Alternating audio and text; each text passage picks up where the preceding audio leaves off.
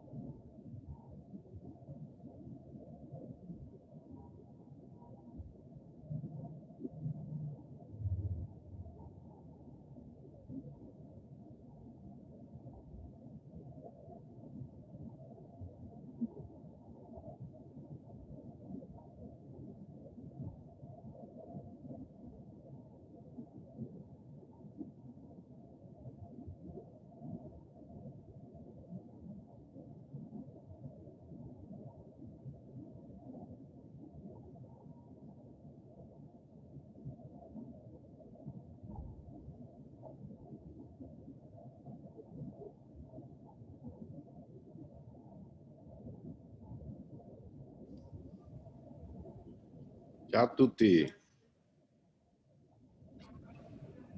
Ciao.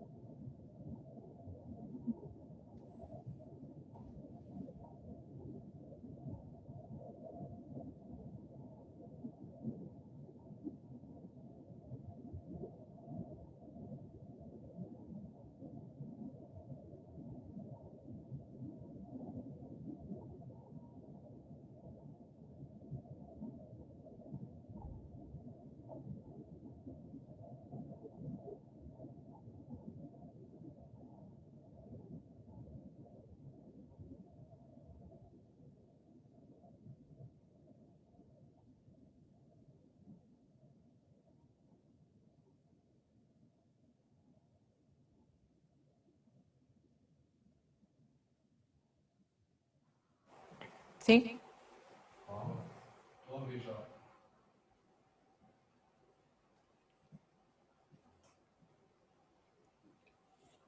Hi everyone, and welcome to the third edition of Blue Bio Value Acceleration Program. Before we start, I will just remind you about some quick rules of the bootcamp. First rule, please always maintain your cameras on. Turn off the sound unless you're going to speak, of course. Use the Zoom chat for quick questions. Prepare your FabStart Academy account ready to use because we will use it during the bootcamp. And if you have some bigger doubts, please take them for the working hours that we will have tomorrow. Let me now introduce you to António Lucena de Faria, founder and CEO of Fábrica de Startups, that is going to be the trainer for today for the first bootcamp. Welcome, António. Thank you very much. Thank you, Patricia. Well, welcome to the Blue Bio Value. It's an amazing program, and we have the luck of being able to organize this for the third time. This time in a different way because we are all online, but and it's a pity that you are not here with us. It's a beautiful day, sunshine, and we are right next to the sea. But some of you, the ones that will win the 3 or 2 or 1 business that will team that will win this will have the opportunity to come to visit us next year. So my experience as a business person has been mostly starting companies. So I've been an entrepreneur since I was very early, 15 years old, and I had the opportunity to create many companies. Some of them are still running and successful, some didn't succeed. So I'll be sharing with you my experience and helping you along the way. We have a very full agenda for today. I'm going to do the welcome note. Then we'll have the opportunity to also learn about you. You will have the chance to introduce yourselves, and it's really important for all of us to know who are the teams and who are these people that will be working so hard, all of us together, for the next few weeks. After that, I'll come back and I will tell you why we are here, what is the main goals that we have for this program, and also we'll have the opportunity to look at the risk diagnostic that all of you had the chance to do. So we gave that as a homework for you. It's the first homework, even before you start first bootcamp. And we'll have the opportunity today to see the results of that work and understand better where you are in terms of your risk.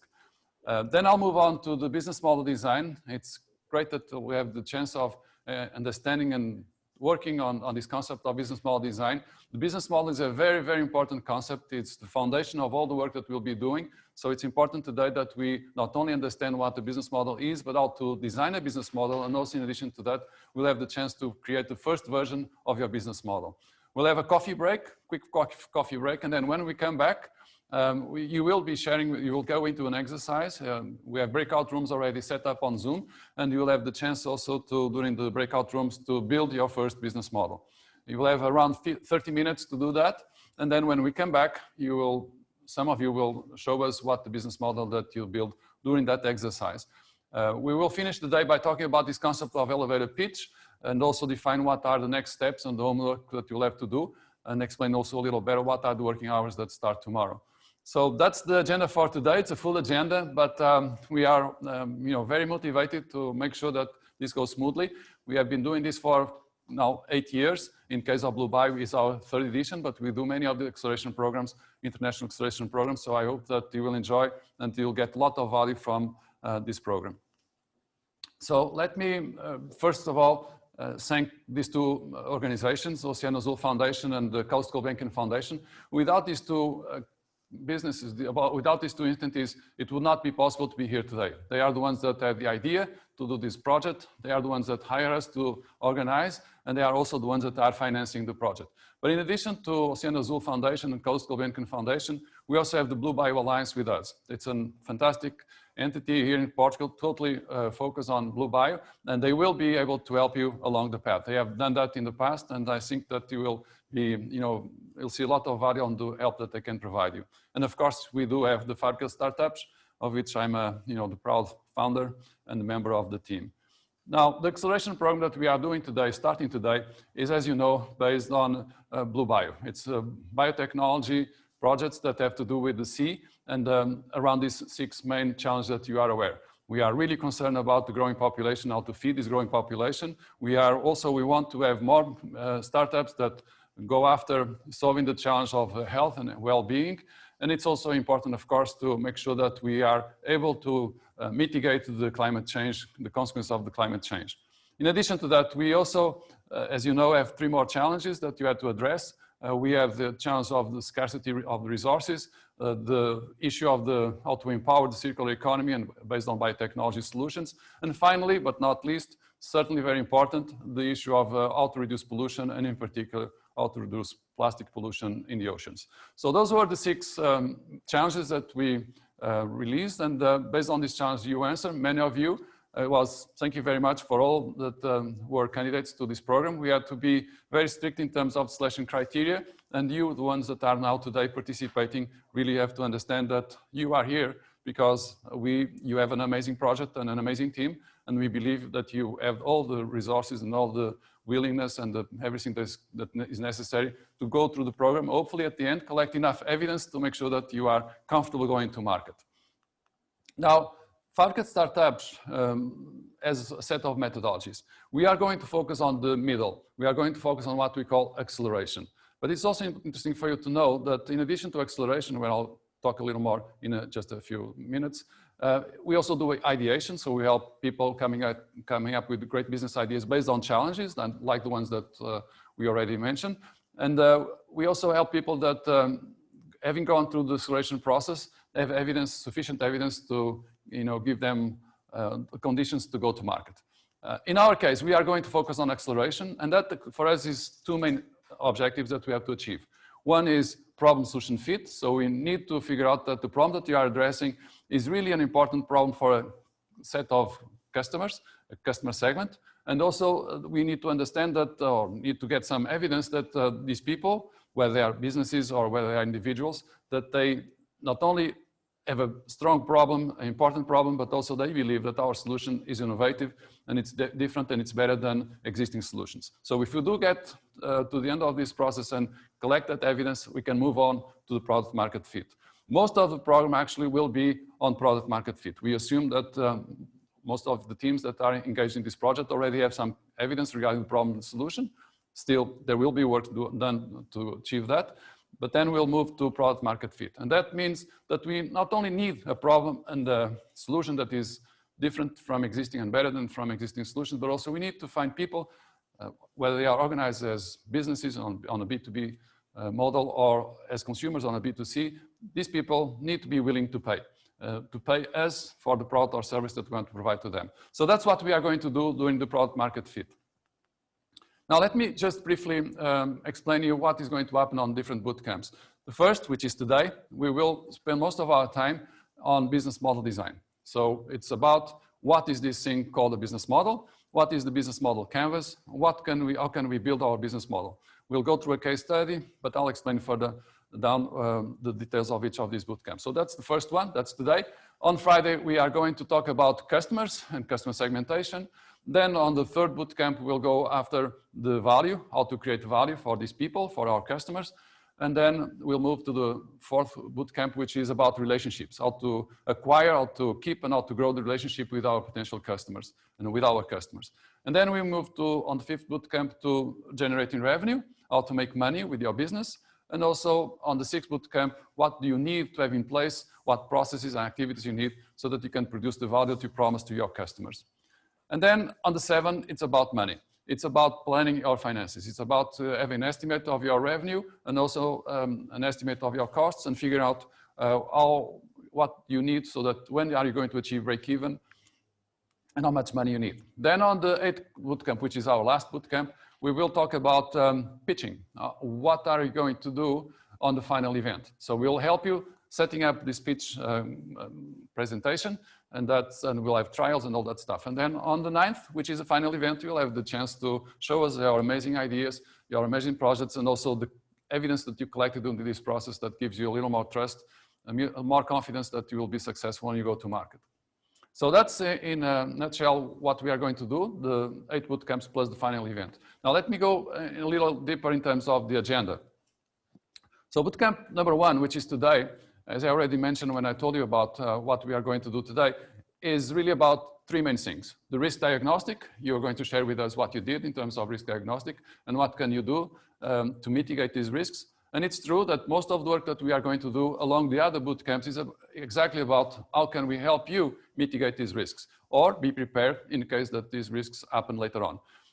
We are going to do the first version of your business model for those that don't have a business model yet. For those that have a business model, you probably will come up with the version 2.0, and then we'll finish with elevator pitch. Bootcamp number two is about critical hypotheses. It's really about what are the components of your business model that you need to test so that you have some evidence that when you go to market, they will stay stuck and they will fulfill your expectations. And so we'll define those hypotheses, we'll rank them, and we'll go after the ones that are most critical through a set of tests and experiments that will explain you how to do. And then, of course, we also need to understand better what are your customer segments. And bootcamp number three, it's value proposition, it's value attributes. It's to understand what are we going to solve and how are we going to solve and what are the things that we are going to tell our customers that give them the value that they desire. And it's also about prototyping and creating a minimum viable product so that you can get some concrete feedback from your customers. Not just the words, but also the opportunity for them to try your product or your service and give us feedback.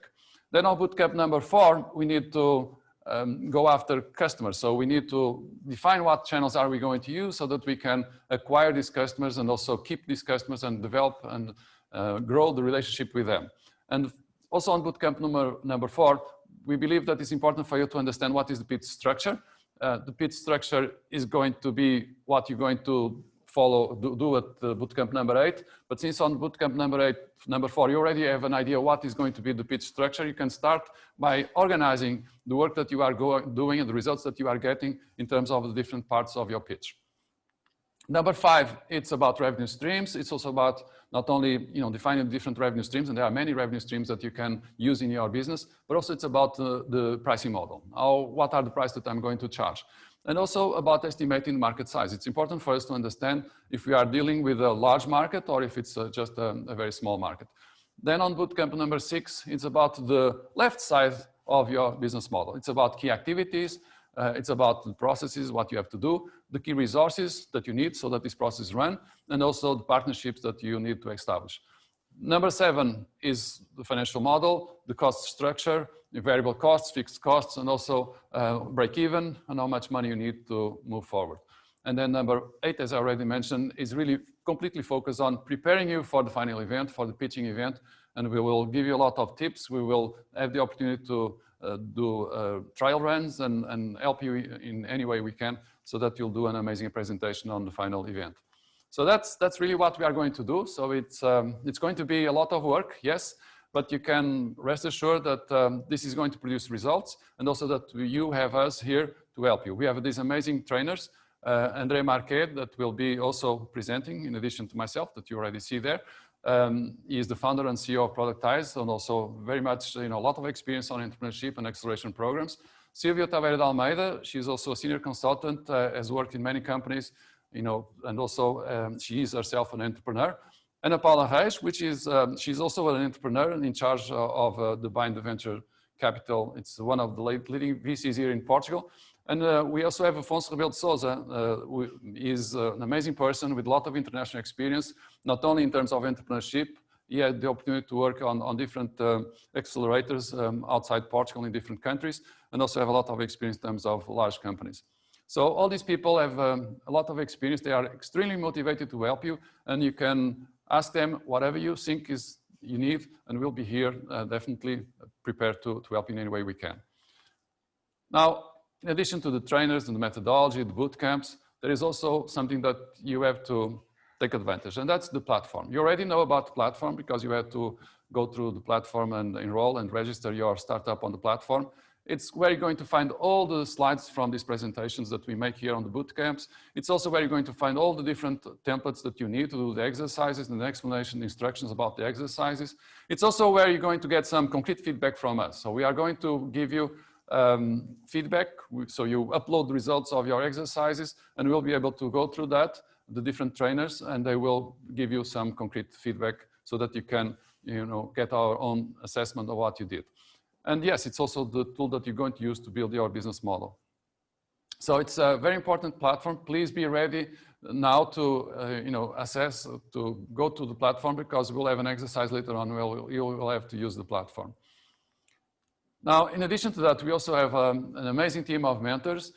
To organize your sessions with these mentors, what we did is we set up this Upframe platform. It's run and it's the responsibility of Raquel Gaillon. She is the Blue Bio Alliance person here representing. She has a lot of experience. We are so lucky to have her also working with us. And she will be in charge of establishing these relationships with the mentors and helping you setting up the different sessions. Please be aware that this is going to be first in, first out. So if you want to have a slot for you, so that you can engage with these mentors, you have to do that quickly. Now, we believe truly that it is important not only for us, each team, to do the validation work that we all have to do, but also help each other. So we believe strongly about learning by doing, which is what we do here. We will give you a lot of exercises, not just explain these different concepts and provide you with a methodology. We also have the opportunity to have you do things. But in addition to the learning by doing, it's also about learning by sharing. And learning by sharing is even more important. We truly believe that all of you have amazing knowledge and a lot of experience. And if you share that experience with each other, you all will gain from that. So we want you to be able to share your problems, share your learnings, and help each other. So you're not in a competition. There's only going to be at the end a jury that is going to look at your different pitches and decide which are going to be the 1, 2, or 3 winners. But other than that, along the path, it's about us working together so that we can all make sure that we'll have great businesses that later will be successful. So Mighty is the platform that you can use to do that. You are going to prepare every time that we are done with the bootcamp, and given that after the bootcamp you'll have some work to do.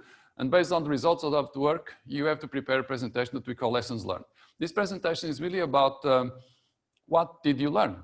So you're going to do the exercise, you're going to get some results, you're going to think about these results, and you're going to get some learnings, some insights from these results. What we want you is that you explain to others what did you do and what did you learn. Now, everyone has to do the lessons learned after each bootcamp and before you come to the next bootcamp. But in addition to that, we are going to ask some of you, and we are going to select you randomly to present. So we are not going to have the opportunity to have every bootcamp, everyone presenting. So we'll select a few, and but no one really knows who's going to be called upon to make this presentation. So be ready. Everyone should be comfortable with that presentation. And we do also want you to upload the lessons learned presentation before we start the bootcamp to our platform. So all this work, of course, the most important thing is that you learn a lot about your own business. You have the opportunity to increase the chance of your business being successful. But also there are some prizes. You have 45,000 euros in prizes that could be divided by 1, 2, or even 3 winners. Those 45,000 euros will give you access to lots of services provided by Blue Demo Network that has lots of entities that provide you with services and knowledge and things that you need to make your project a success. In addition to these 45,000 euros, we also this year have the Blue Innovation Tour in 2021. We cannot give you the date for obvious reasons, but we will soon, hopefully in the beginning of the year, maybe even before the end of this year, we'll know what will be the date. But we are going to invite the winners to come to Portugal and to actually visit. It's a sightseeing tour. You will visit the country and also visit different institutions that are part of the Blue Bio Demo Network. And you'll be able to engage with these people, understand better how they can help you, and understand what they are doing. So that's really in terms of prizes. Now, nothing could happen if there wasn't an amazing team behind. We do, the ones that are here speaking, the easy part. The difficult part is set up everything so that we can do a good job here in front of the camera. And for that, we have this amazing team. Patricia Cavid, that you already know her. She was here at the beginning, of course, and you have to engage with her and talk with her during the enrollment process. She's amazing. She has been in charge of the Blue Bio Value programs from day one. And so she is the one that you need to talk if you have some requests that we are not yet fulfilled. Now, Philippe Strel is also a fantastic person that has the responsibility for the FabStart Academy platform. So anything that has to do with FabStart Academy, you will be talking with Philippe. And Raquel, of course, is the person from Blue Bio Alliance. She's an amazing person. She has been, always with us, working very hard to make sure that all the teams that participate on Blue Bio during this phase and also in some other moments, that everyone gets the help that they need. So now it's your turn. So we would like you to make a short presentation. It's a 1-minute presentation. And we are going to start on that order. So we are going to ask Aroma Echo to make a presentation. We'll have a countdown. So we really need to, in 1 minute, have the opportunity to each of the team members that are now online to just share the screen and let us know who you are. So we can start with Aroma Echo. Yeah, so I can present. Fantastic. My name is Patrick Jones. I'm an academic at Imperial College London. And with me we have Dean, Danny, and Johnny. And our expectations are very much to learn about opportunities in Portugal, to connect with people, and to really develop our business idea and verify it as well. Okay, fantastic. Thank you very much. It's a pleasure to have you here with us. Can we move to Artie Reef, please? Yeah, I think my name is Ruben. I'm António. This is António. We are both master students at University of Aveiro, and we are kind of the founders of Artie Reef. We expect to enter the business world with this program because we are really focused on technological advances, and we have close to no knowledge on the business side of the things. Very good. Thank you very much, Artie Reef. Can we move to Graphene Water Technologies?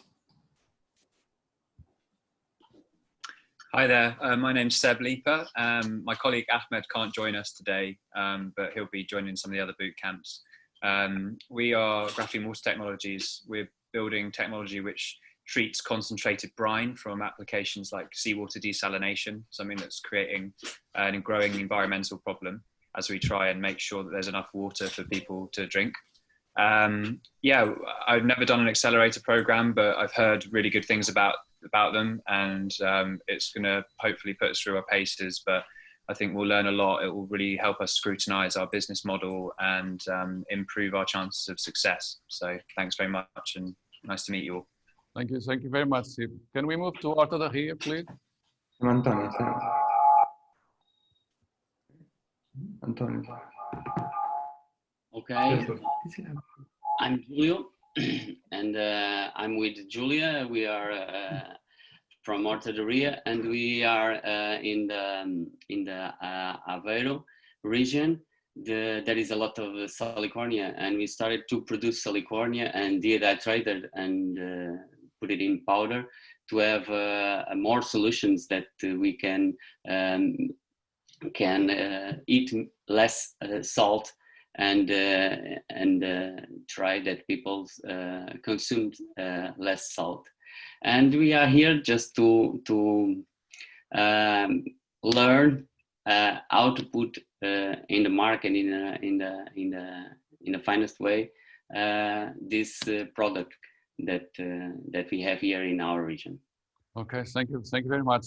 So let's move to Innov Trials, please. Hi everyone, my name is Felipe. My team members are Andrea Dias and Claudia Serra.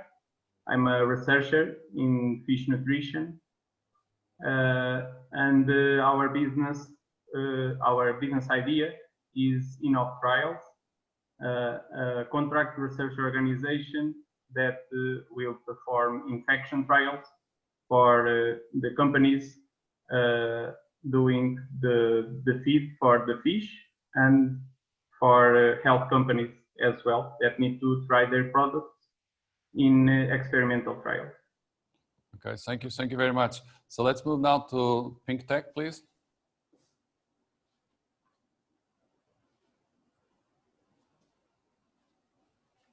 Can we get Pink Tech, please?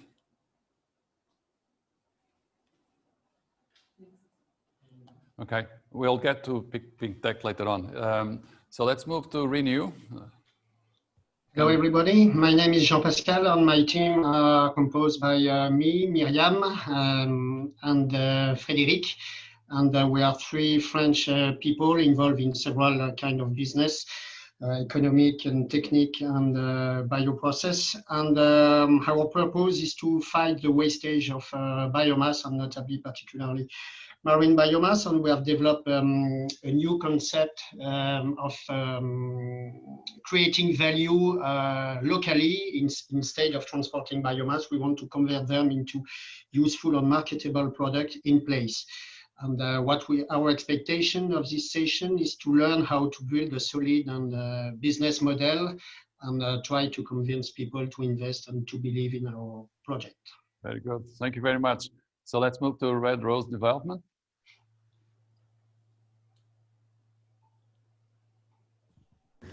Hi, Anne Ruddy here from Ireland.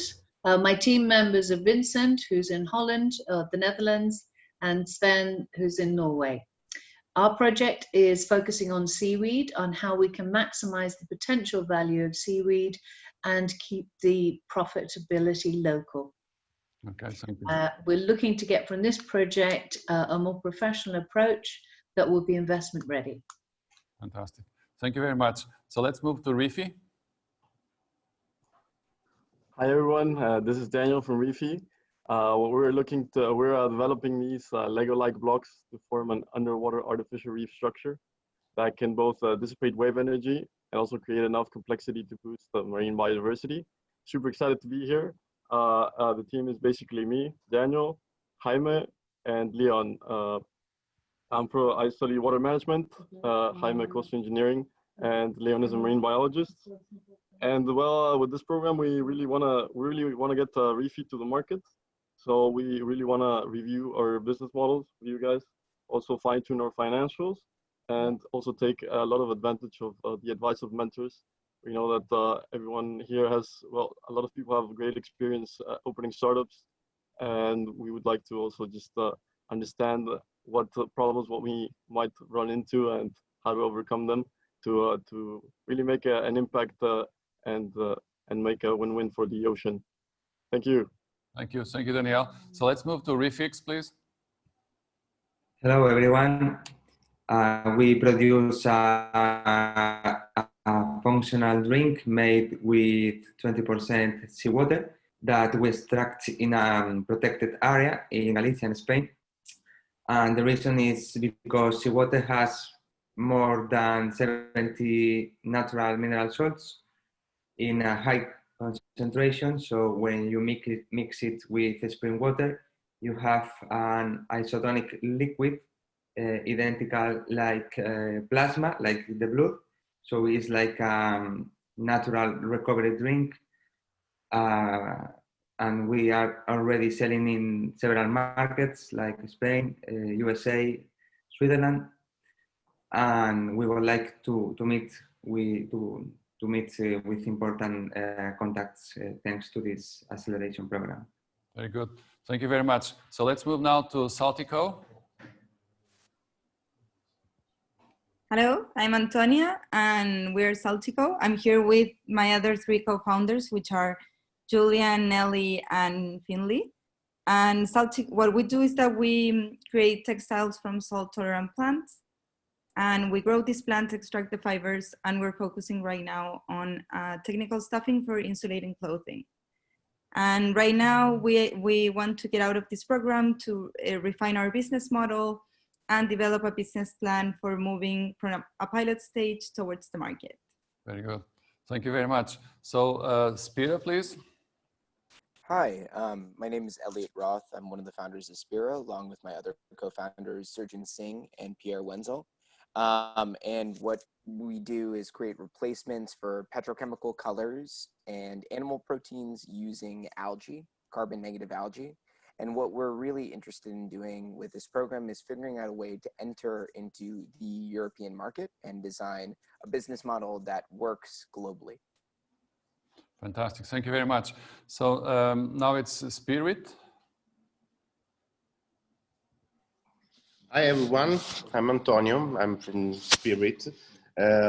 We are from Italy and actually we are right now in our office. We produce the microalgae basically, starting from spirulina. We launch our bunch of products made by spirulina. I have some example over here so I can show you directly what we do. Here an example is a risotto, for example. And we start from microalgae and we produce prototype for food industry.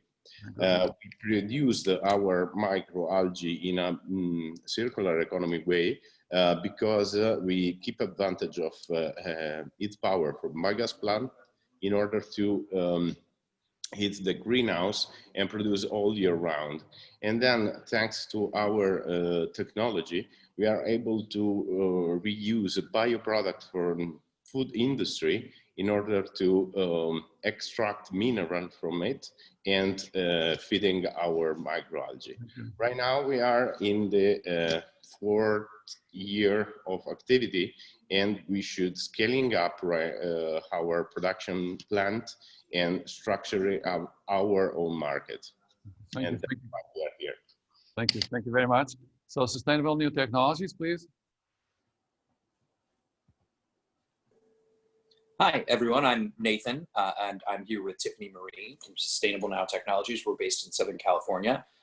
We also use microalgae. I feel right at home with all of you. Yay! We do it for carbon capture, to take carbon out of the atmosphere, turn it into organic biomass, which we then is a secondary revenue stream as fertilizer.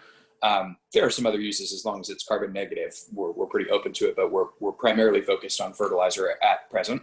And yeah, we are here also to refine our pitch, to network, to meet new strong connections with all of you, to learn from these mentors, and to really take us to the next phase. We're currently pitching in order to build out our production and be able to enter the EU and UK markets. So very exciting. Nice to meet you all. Thank you, Nathan. I know that you had to be up really early there in California. Oh, it's yeah. So Pink Tech, are you ready to let us know who you are and your expectations? They are connecting, but not yet. Okay, they are trying to connect, but they are having some difficulty connecting. Okay, well, we'll move on and then we'll have the opportunity later on to introduce you Pink Tech. It is an amazing group of companies and teams that we have here. I guess that the value of this program is not just the methodology and work that you are going to do in terms of validation and improving our readiness for investment, but it's also very much like some of you said, the network that you can take advantage of is the fact that now you have so many people that have so many common goals and common concerns, and also a lot of knowledge. And so please, we will do our best and we'll put all the effort necessary so that this acceleration program goes smoothly. But it's also about you taking the initiative to interact with each other. It's so important that you take advantage of this opportunity and know more about the other companies. And also, who knows, maybe some of you can even do some partnerships and together go faster to market. And great to have you all here. We are really proud of all these 14 teams. And it's a pleasure to engage with you and help in any way we can. So let's move on. I'd like just to remember, and actually the good thing is, since you had the opportunity to share with me the expectations, I can tell you that yes, that's exactly what we intend to do, is meet your expectations. But we also are aware that this thing of starting a new business is always something that entails a lot of risk. And so the objective of this project is exactly what are these risks? How can we do so that we mitigate and we are ready for these risks? So that's what we'll be doing, because starting a business, and I have my own experience after starting more than 20 different businesses, that the odds of success are not amazing.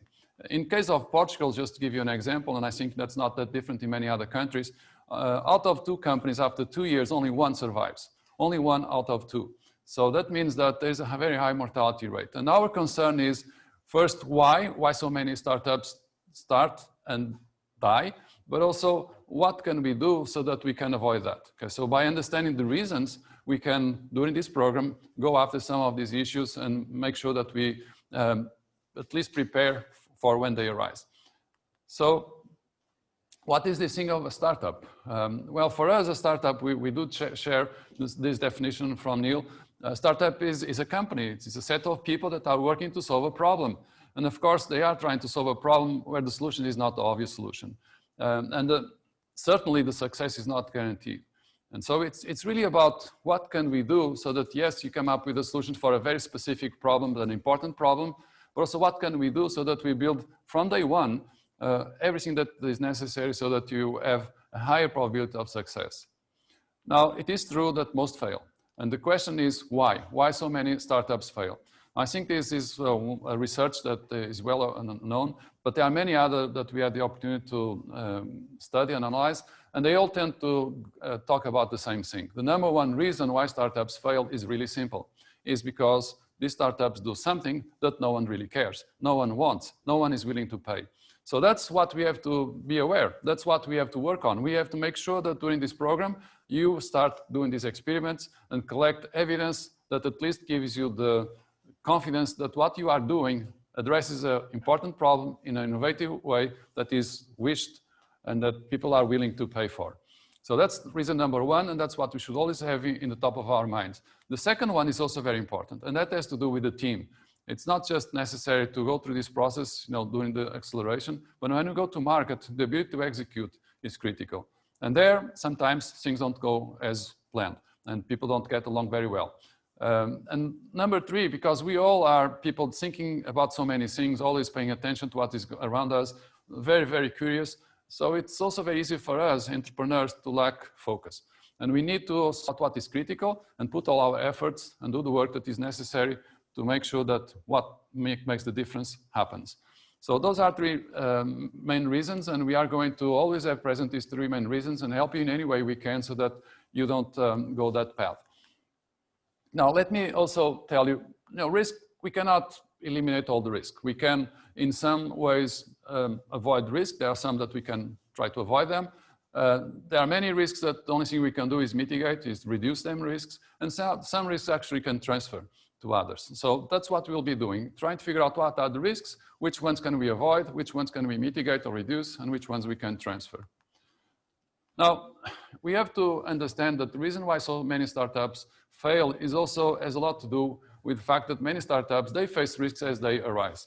And this is the typical situation. You start a business, you develop a website, and you have to face with these technical issues, risk issues, technology risk issues. And then you have to have a back office, you have to have some logistics and warehousing and factories in place, and you have to face that, and then you have to have inventory. And then only finally there, when you start go to market, you face the risk of the customer not wanting what you want to offer to them. So, and that number four, the risk of related with customer demand is really a deal killer. All the others, number 1, 2, and 3 that you can see here, we can handle that. There is today many solutions for us to come up with an amazing website, and if it's not running perfectly the first time, we can fix it. Warehousing, logistics, inventory, consignment, there's a lot of knowledge, and if problems arise, we can also deal with those. But if a customer does not want your product, your business is dead. Now, after 4, typically then you move to operations, and finally on 6, mix, trying to adjust your product mix to what your market is telling you. But then it's too late. First of all, because number 4 already kill your business. And when you get to number 6, you already spend a lot of money on all the other steps that you see here. So the best approach is actually to go after eliminating the risks, not as they occur, but the risks that are the most important, the ones that are deal killers. So, and of course, the first one, which, as you remember when we talked about the main reason why startups fail, has to do, of course, with do we address a need that is important for these people in a way that they really care about it and they are committed to buy the solution that we want to provide to them. So we have to look at that risk. It's going to be the main risk that we are going to take in consideration and do everything we can through a set of experiments to first give a dimension to the risk and then find ways to mitigate the risk. And yes, it's also important for us to improve, to tweak our product, not at the end of this process, but right there after we understand better what are the needs of our customers. So those 2 risks are the ones that we should pay attention to. Of course, later on, there will be other risks. But the good news is that these days, you know, it's not technology issue, the technology in most cases that is the most important. Really the most important is, do people care about what we do? Now, Steve Blank, some of you already know about him, is a famous entrepreneur. He did 8 startups. Out of those 8, 4 were complete failures and 4 were very successful, including his last startup. He did an amazing CRM platform that he sold for a few, actually not a few, but lots of millions. And he decided to teach people about what he learned during this process. And he came up with this concept of customer development that we'll talk. But he has this phrase, which I think is really important, has a lot to do with what we need to do during this program. And that's that most startups fail from lack of customers. It's not because of the product. It's really about not having enough customers that are willing to pay and therefore make this a success. There is no way a business will succeed if the business is not able to generate revenue and if these revenues are not more than what you have in terms of costs. So it needs to be profitable. It can be extremely profitable or it can be just somehow profitable, but it needs to be profitable. And that's what we have to pay attention. That's what we'll be doing here along the different boot camps, trying always to figure out if we are addressing these risks in the best possible way. Now, the first thing we asked you to do, of course, was to come up with a risk diagnostic. And it's the first exercise that you had to do even before starting the first boot camp today. And we would love to have you here and share with us what is the results of this exercise. We are not going to be able to have all the 14 teams presenting. We are randomly selected 3, and we'll let you know in a second who are the 3 that are going to make the presentation. I just want to remember you that what you had to do is, first of all, try to give a dimension to this very first risk, which is what we call problem solution fit. Are you trying to solve an important problem, and is the solution innovative and better than existing solutions? And what evidence do you have so that can give a way for you to measure where you stand in regarding to that risk? And then product market fit, which we'll also address a lot during these boot camps. Product quality, what is the quality of your product, where do you stand? The team, do you have the team that is necessary to face all these different challenges? And also, are you ready for the marketing? And are you prepared to do the sales process and make sure that you are able to generate leads and convert those leads into concrete business? And of course, it's also important for us to understand what are our competitors in terms of short-term and also in terms of long-term. So you have to go through all these different risks, and for each different risk, you have to be honest in terms of defining what is the existing situation today for your project. Now, we do expect that most of you, when we look at the colors on the last column, we will see a lot of red and orange. You know, if everything is green, obviously you shouldn't be in an acceleration program because you already did the job and the work that needs to be done. But we'll see. So let's move on. And I'm going to ask 3 projects, the Renew, the Aroma Eco, and Sustainable New Technologies. We'll start with Renew. And what we would like is you have around 10 minutes. If you can do it in less time, we'll move faster. But you have up to 10 minutes. There will be a countdown. And what we will ask you to do is to share the screen with your Excel spreadsheet or the Google Sheet, and explain us what did you do in terms of risk diagnostic and where do you stand. Can you do that, Renew, please? So okay, I will. So I have to share my... Okay. So while Renew is preparing to share his screen, could Aroma Eco and the Sustainable Technologies also get ready? So just open the spreadsheet and be ready to share it when it's your turn to explain results that you are going to let us be aware. Okay. Okay.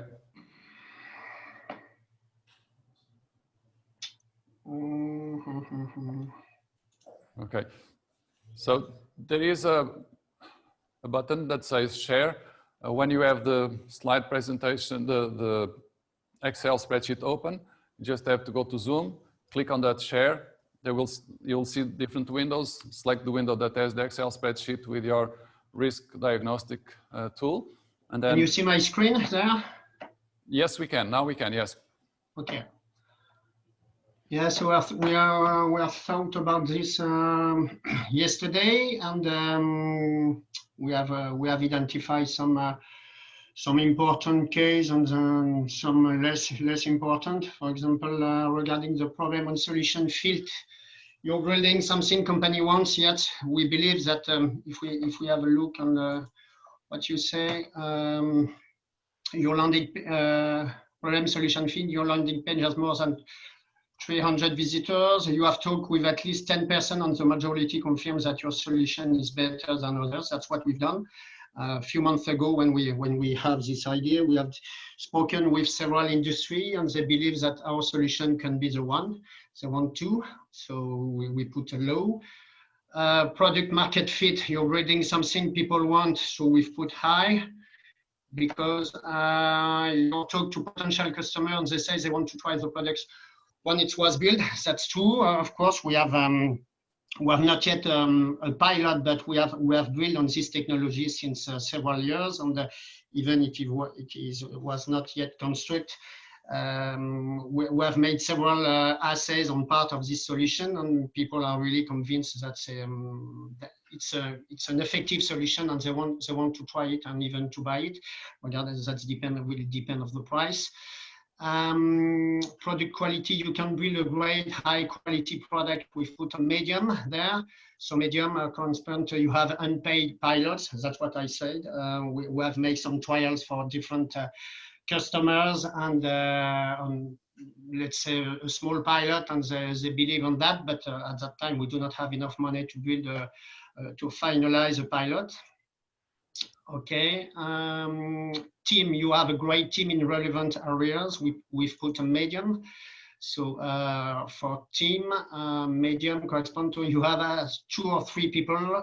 That's what we have. We are 3 right now. Some part-time, yes. All of us have a job elsewhere, so that will depend on the success of this boot session, and see if we want to fully go on or to stop.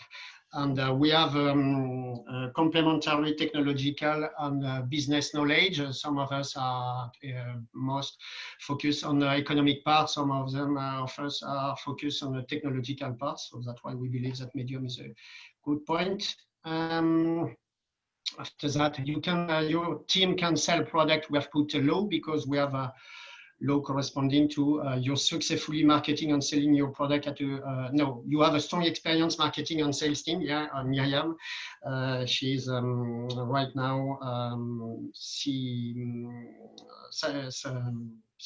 chief financial officer in a startup, and she knows very well the business and how to market and to sell product. So we strongly believe in his capacity.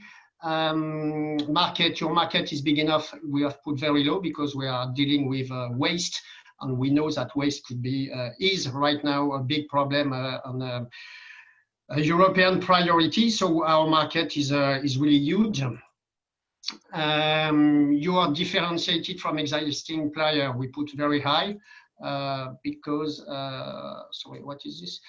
This is short-term competition. Yes, we have to compete with a lot of competitors dealing with waste management, but we strongly believe in our disruptive solutions. So of course we will face to them at the beginning, but we trust in our solution, and we believe that also our customers will. So right now it's really high. And long-term competition, you have defensibility. We have put very low for the same reason, because we have a strong competitive advantage, and we will present you, of course, and we have a strong network, and we believe also that we will have a proprietary data sets. That's it. Okay, thank you very much, Jean-Pascal. Thank you. Very good work, and as we can see, there are some risks that we still have to, try to mitigate, and that's exactly the purpose of this program. So that's great. So let's move to Aroma Echo. Okay. Aroma Echo. Can you share the screen, please? The spreadsheet. Yeah, I'm trying. Let's see. And you can reset the countdown also. Can you see that? Not yet. Not yet. Okay, let me share. 1 second.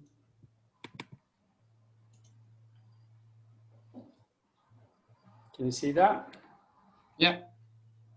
Okay. Great. I can see it here, but you can't see it. Oh, don't worry. It's being shared. It's just the screen that I'm looking at doesn't show. Just Okay. Yeah, now I can see it. Thank you. Thank you very much. So you can go on. Please. Maybe I should just first highlight that we are aromatico, so not aromico. But anyway, that's cool. So we've done quite a number of market interviews already with potential customers, competitors, and consultants.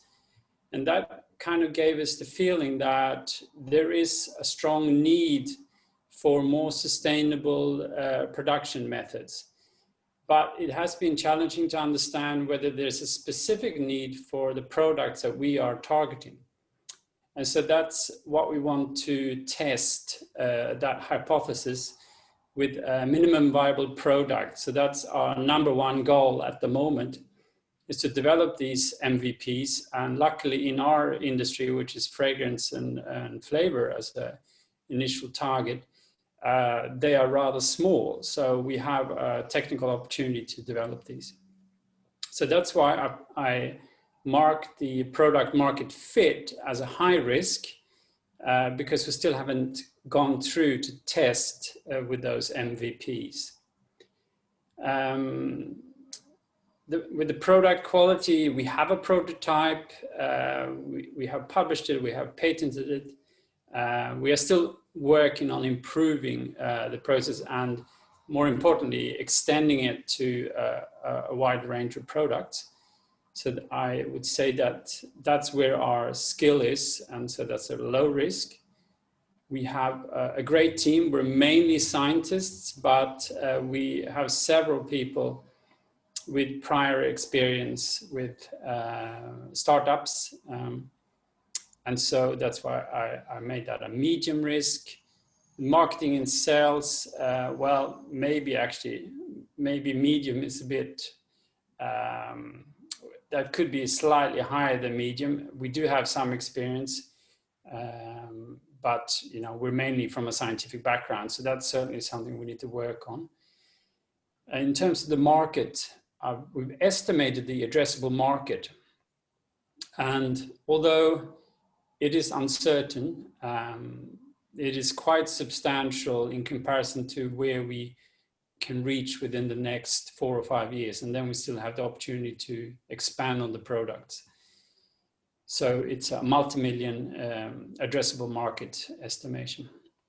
In terms of short-term competition, I think that's also one of our strengths. There really doesn't seem to be any identical competitor out there. And those that are kind of selling the same kind of products are much more expensive because they have a different approach to doing it.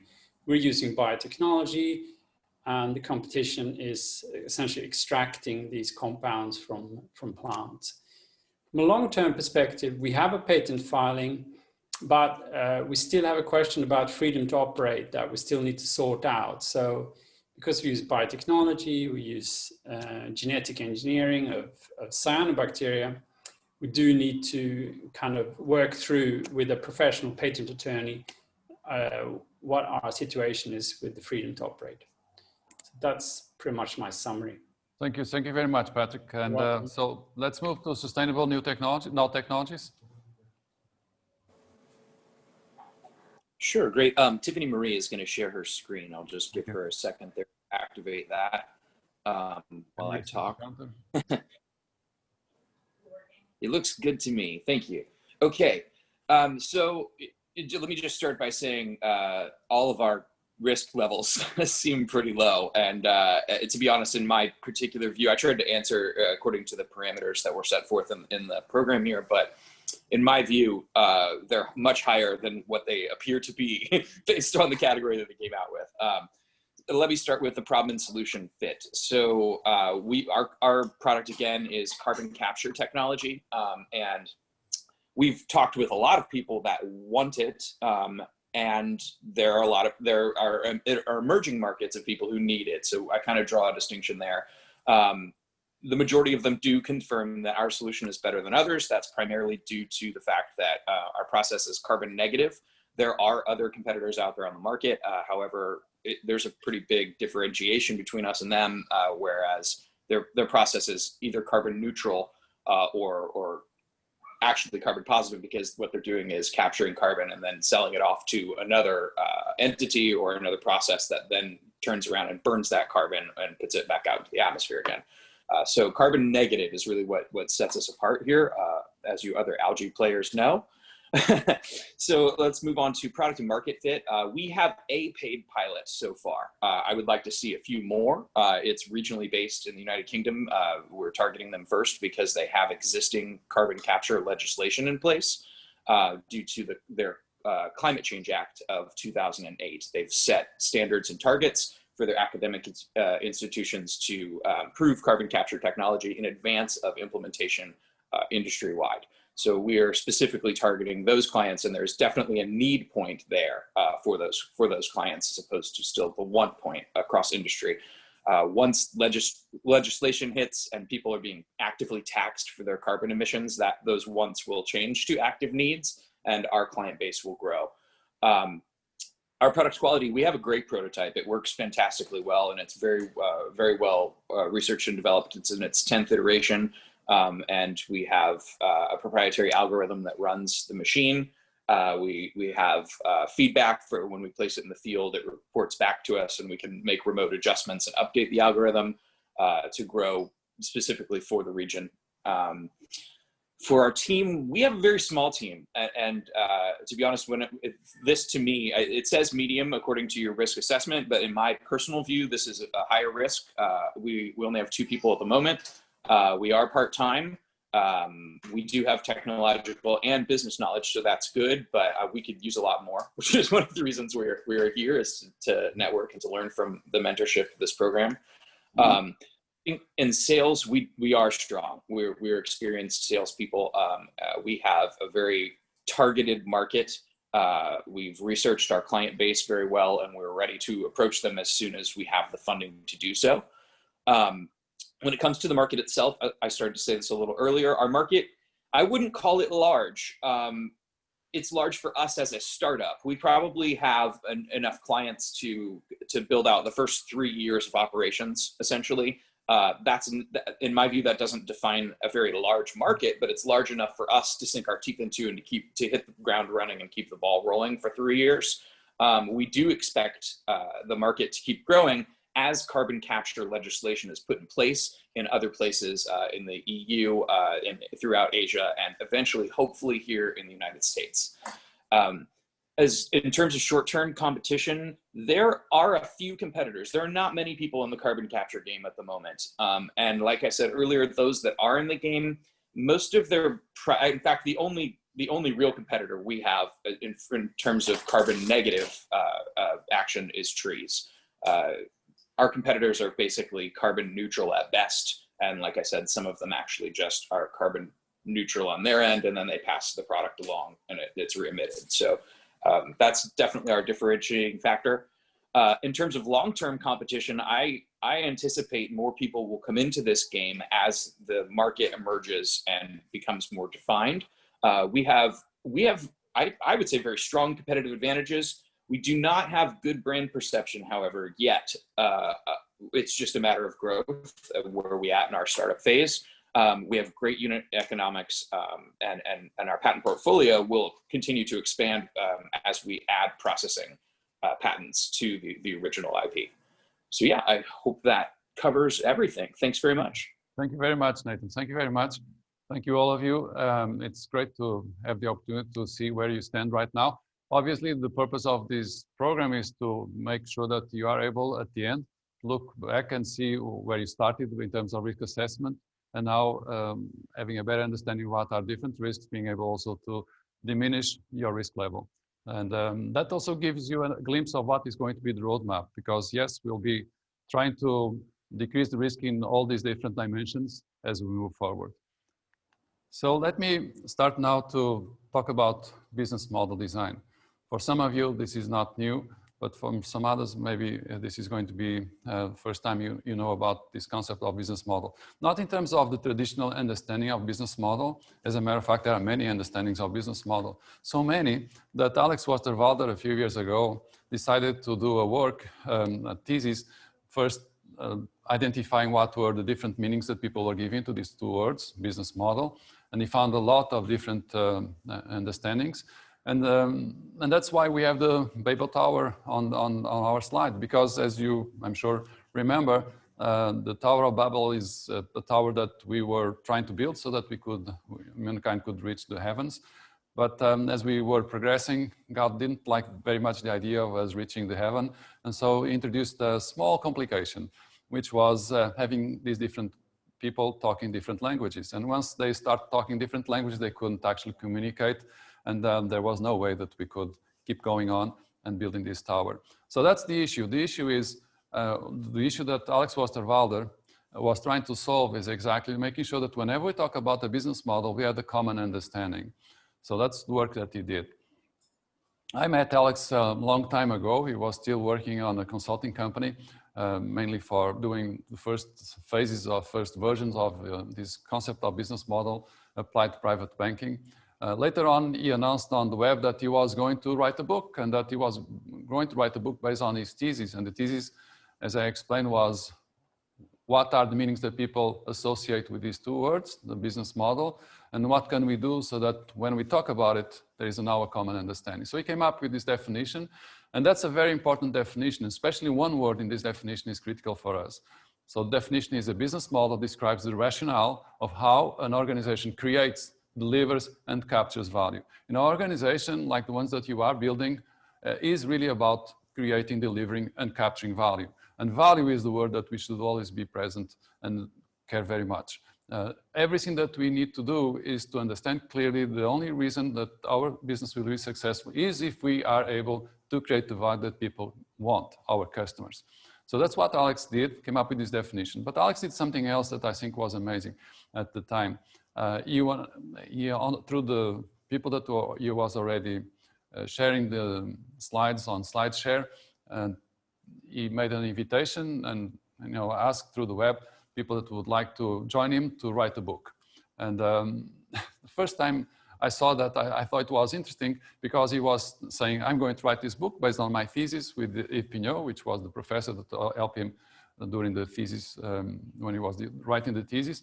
And then Alex said, okay, very much, love to have people helping me, but you know what? You have to pay me to help me. And I thought, this is interesting. First time I see anyone asking for money so that I can help them. But there is a very strong value proposition, something that made 470 people actually engage in that challenge and give money to Alex to help him writing the book. And the reason was because we all felt that this was an important concept. We also thought that we would be part of something unique and would be able to share our own experiences. And also, it was a different proposition, something that was never heard. And Alex is a really nice person, a lot of knowledge, and has made an amazing work. And he wrote a book, and the book is Business Model Generation. I'm one of the lucky people to actually know about this project when it was time for us to engage with them. And so my name is there on the front page, or on the next page of the book. It is really an amazing book. You can see it here. This is actually the version that Alex gave me when the book was published. The interesting thing about this book, as you can see, now it's not that uncommon, but at that time when it was presented to the different publishing houses, most of the publishing houses, not most, all of them actually rejected the book and said to Alex, this is crazy, makes no sense. It's a completely different format, does not feel on the bookstore shelves, has a lot of colors and designs. This is a management book, are you sure? And so no one wanted to publish, and he had to publish it, the book himself. So he gave us the book. This is the original version of the book. As you can see, there is, there's still, it was, and so, and it's really a fantastic book. Now, of course, as I'm sure you are aware, it's a bestseller. I would say it's on the top 10 books in terms of management. It's a book that we see all over the world. It's been translated in dozens and dozens of languages. In case of Portugal, for instance, Portuguese version, because it's also a version that is Brazilian. The Portuguese version is already, I think, on the 14th edition. So it's a bestseller. And at that time, who wondered? No one cared. Now every publishing house, of course, would love to have Alex's book. So it's a great book. I strongly recommend that you read the book. We will be able to share with you the first 50 pages, the ones that actually make an introduction to this concept of business model, describes the different components of the business model. And you should read those pages because it's going to help you a lot in terms of the work that you have to do. But I would also strongly recommend that you read it. I don't have anything to gain for the sale of the book, but it's really a good book, and it's a book that created a revolution. Lean startup, customer development, the work that Steve Blank is doing in the US initially, out of Stanford and Berkeley and Columbia, and later on, all over the world, is also very much these days based on the work that Alex did. So it was just a coincidence. I was following what Steve was doing at Stanford, and then I was at the same time working with Alex here in Europe. And then these two people actually met and they put all these things together. And so we'll be using both concepts, the idea that there is something called a business model that is a fantastic description of what your business is and what are the most critical components of your business. And then also applying the idea that first we need to understand our customers, discover what are their needs, do the experiments, do the MVPs, validate our most critical hypotheses, and only then later go into product development. So it's customer development first, product development later. So that's what we'll be talking about. It's right now, the most important thing is that you understand what we now mean by a business model. It's that definition that I told you, very much focused on value, but it's also the diagram that you can see right now. This picture is so common these days, and we see it all over the place. So it's really the best representation of what the business really is. For many years, I have a background in management, and I had my MBA in the US, and we were looking at all these different disciplines that you have to understand when you want to be a manager. But the reality is that no one really was talking about the big picture. How do these different things fit together? Now, Alex came up with this description, also this diagram, and I think that helps us a lot. And that's what we'll be doing, trying to define different components and then describe for the specific projects of each team, what is your business model. So of course, first thing that we have to take into consideration when we look at the business, the very first component is customers. We need to understand who are our most important customers. We need to understand what are their main characteristics, whether it's demographics, psychographics, economic, social. We need to understand these main characteristics. And of course, we need also to understand that when you are dealing with a company, it's not just one person. You are dealing with different people with different roles, right? So if it's B2B, you need to understand who are the people inside the company that are going to influence the decision about buying or not your product, who makes the decision, who is going to be the user. And all these people, you need to understand their main characteristics. Now, if you are on a business that is a business to consumer, of course, the end user is also the people that is going to buy from you. Therefore, you only have one person. That means that you have to understand the characteristics of this person. If it's a business to business, it's going to require a little more work because there will be more people involved. That's what you have to do. You have to know who are the people that are critical inside your business, the ones that are going to benefit from your value proposition, which we'll address in a second. And of course, when we group them, we call them a segment, a customer segment. And that's what we'll be discussing, the different techniques that are available so that you can group your customers in different segments and select from all the different segments, the one that you believe is the one that has the most need and the most willingness to pay for your product or your service. So that's about customer segments. Next part is, of course, what are we going to do for them? What is the problem that we are going to solve for them? What is the need that we are going to address? And is it an important problem? Is it an important need? And then, of course, if you have a problem, we also have to present them with a solution. What is the solution that we are going to provide so that it solves that problem?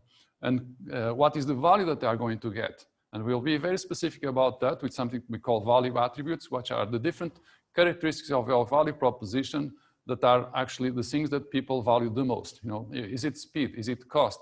Is it quality? So we'll define these value attributes. These are not only important in terms of the work that we want to do here, which is trying to figure out how to reduce those risks and be better prepared for investment phase, but also they are critical in the sense that by doing the work, you also are preparing yourself so that you can later be better prepared to do the marketing campaigns. So it's really about what are we going to tell these people that we want to have as our customers? And of course, that means that first of all, we need to understand what are these value attributes that people want us to be able to include in our offer. So value proposition will be number 2. But if we have customers on one side and a value proposition on the other side, of course, we need to find a way so that we can send this value proposition and let people that are our customers be aware of what we do. And that, of course, are channels. The channels are the way for us to deliver our value proposition to our customer segments. So we have to decide which ones we want to use. And there are many channels, of course. They are digital, they are physical, they are indirect, they are direct. And within these groups, there are many other options. And we'll go through that. And you'll be able to define clearly what are the channels that you should pursue. And of course, you have to be aware that you're not going to have one single channel. And the channels that you're going to choose, they need to be consistent. You need to be able to integrate them all. And finally, be aware that channels don't have the same cost. And you need to go for those that are cost efficient. So that will be a decision that you'll have to make. What are the channels that we are going to use? Once you do that, the next big challenge, of course, is how am I going to get customers? What can I do so that people know that we exist, that we are focused on solving this problem in this innovative way? So we need to let them know that we exist, be aware of our project. And then, of course, we need them to not only just know that we exist, but come to us, or we go to them and be able to move them from just someone that is curious about what we do into someone that pays for what we do. So, getting them and then keeping them as customers. And of course, when we have customer relationships, we want to develop these relationships. We want to be able to do more business with them. And that's exactly what we do also in customer relationships. 3 big challenges: how to get, how to keep, and how to grow that relationship. And of course, again, the tactics that we are going to apply to get, keep, and grow, they have to be integrated. They have to be consistent with each other. Number 5, which is the component of the revenue streams, is also critical. Obviously, it's not sufficient to have a good understanding of customers' value proposition and the channels and also the relationships that we want to build if this does not provide you with some revenue. Now, the good news is that there are many revenue streams available and that you will be able to choose from many options. So it's the way to make money. How am I going to make money with this project? And then, of course, you also have to make sure that you deliver the value that people are willing to pay, which means that you have to be very clear about what are you going to charge. So the pricing model is also a very important decision that you will make when you reach this 5th component of your business model. And yes, you probably will have, and hopefully, and that's something that we'll talk a lot, you probably will have more than one revenue stream. The more revenue streams you have, the better you'll be. But they are not going to be all the same. There will be some revenue streams that are very important for you. There will be some other revenue streams that currently you are just trying, and depending on the result, you may later on actually develop that revenue stream. So that's revenue streams, and that's what we call the right side of the business model. This is the most critical part of the business model. This is also where we'll be spending most of our time in terms of the different validation work that we have to do.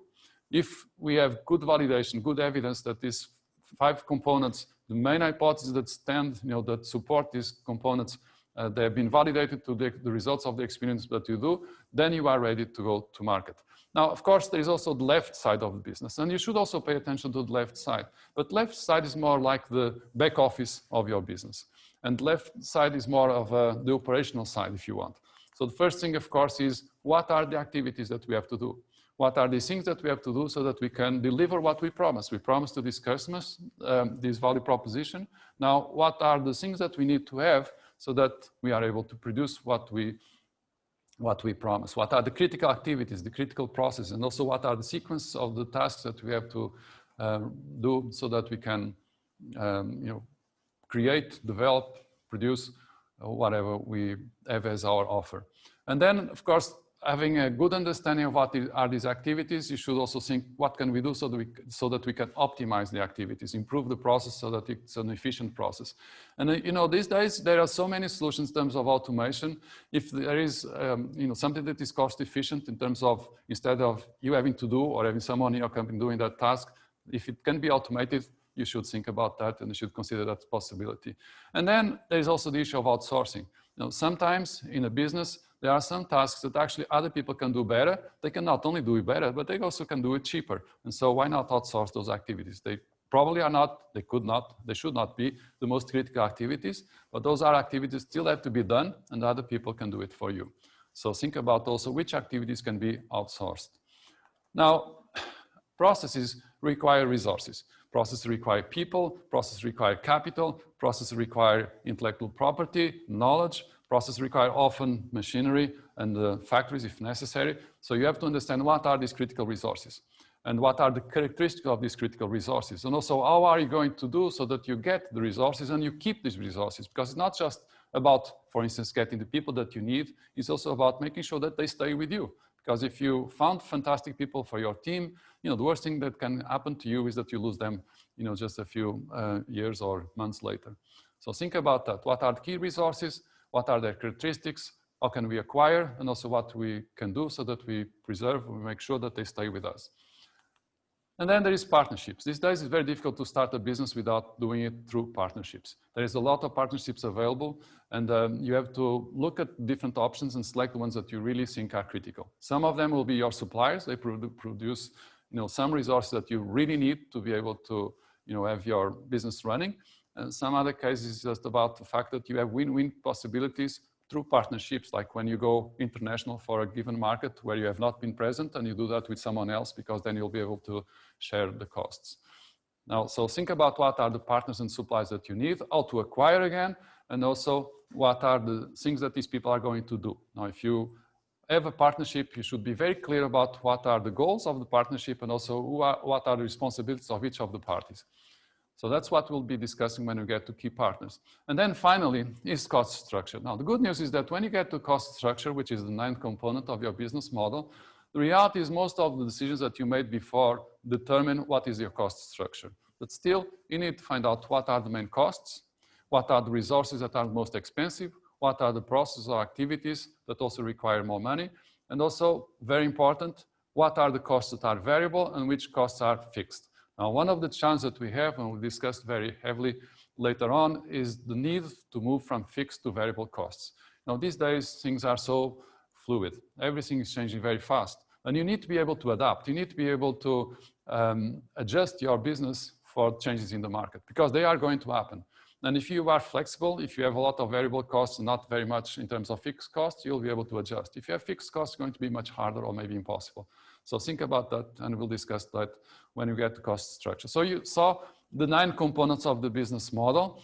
They are really, the thing about Alex Westerwalder work is that it's really very easy to understand. It's easy, but it's also complete. There's nothing missing. Alex, in terms of when you look from outside to inside, from looking at the internals of a business. This is a business. A business needs these 9 components. So those are the 9 components that you need. Nothing is missing, and everything is what you really have to spend your time defining and then testing through the process that we have are going to go through during the acceleration program. Now, it's also true that around the business, there is an environment, and there are trends, and there are threats, and there are other things around the macro environment that surrounds the business that you should also be aware. But when you try to define the business initially, those are the 9 components that you should pay attention and spend your time defining clearly and validating the main hypothesis.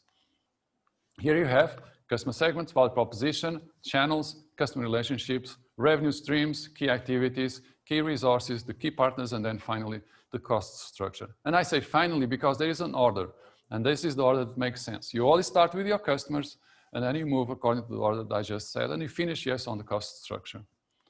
So let's now present to you a case study. This is a case study. We select the case study because it's a very, I would say, easy to relate to, because everyone has been at an hotel, so everyone knows what a hotel works. Now, it just happens that there is a new chain of hotels. It's been a while now, for a few years, in developing and actually expanding. They are present in the US, in New York. They are present in 2 places in New York. They are present in London. They are present in Amsterdam, and they are present in other places in the world. They are growing quickly, and they have a very different way of providing hotel services. So we are going to look at the video. Please pay attention, because later, once I'll give you also some tips regarding what makes this hotel chain unique. And then after that, you are going to help me coming up with the business model for Citizen M. So let's move to the video, and please pay attention, look at the main characteristics of this video, because we need that information later on.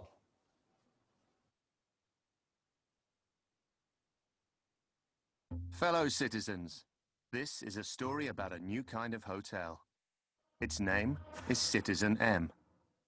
It's also a story about you and people like you. Our evolving planet, connected by technology and smarter transportation, has created a new generation of traveler. These individuals are explorers, culture seekers, shoppers, and professionals.